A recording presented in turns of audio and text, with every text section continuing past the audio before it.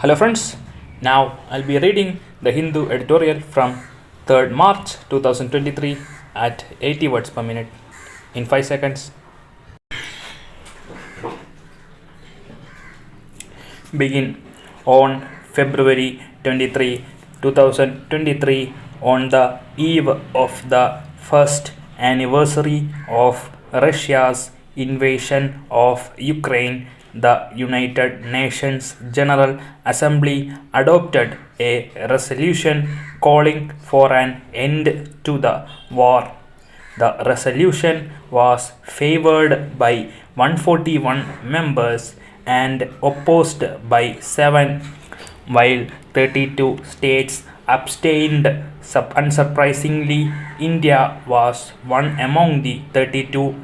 This is in line with the position India has been taking on the Ukraine crisis from the beginning. India has refused to condemn Russia for the invasion. It has refused to join the West's sanctions, has stepped up buying Russian fuel at a discounted price, and has consistently abstained from UN votes on the war. India's position has triggered sharp responses in the West. Before the war, there was much debate among the global strategic commentariat about India's irreversible shift towards the West. However, after the war began, many wondered why world's largest democracy did not condemn Russia. For some others, India was financing Vladimir Putin's war by buying Russian oil. Why did India take a different line from that of its partners in the West? To understand India's position, one has to look at how India sees the war. For US President Joe Biden, as Simon Tisdall argued in The Guardian, this is a global crusade for democracy. He called the Russian invasion a test for the ages.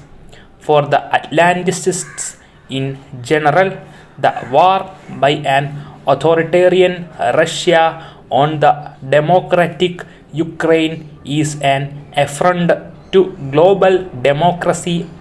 According to this narrative, anything less than a complete Russian defeat would mean the end of the international order. So, to save global democracy, the rules-based order and international law, all democratic and law-adhering states should take a position against Russia and join the Western coalition. Is this a battle between democracies and autocracies? Granted, an overwhelming majority of nations have supported UNGA resolutions calling for the war to be brought to an end. But beyond the UN votes, the US has hardly managed to mobilize democracies outside its traditional Western alliance system against Russia. India and South Africa, large democracies from Asia and Africa, have consistently abstained from votes at the UN and refused to join the sanctions because the sanctions were unilateral, imposed by specific countries or blocs without UN approval. Brazil, the largest democracy in South America, has not joined the sanctions. So have many smaller democracies across geographies. Even some countries that are part of the Western alliance system, say Israel and Turkey, are reluctant to join Mr. Biden's crusade. Most of these countries see the war as an European problem between two former Soviet countries, with its roots going back to the end of the Cold War. For them, it is less about global democracy than the post global Cold War security architecture in Europe.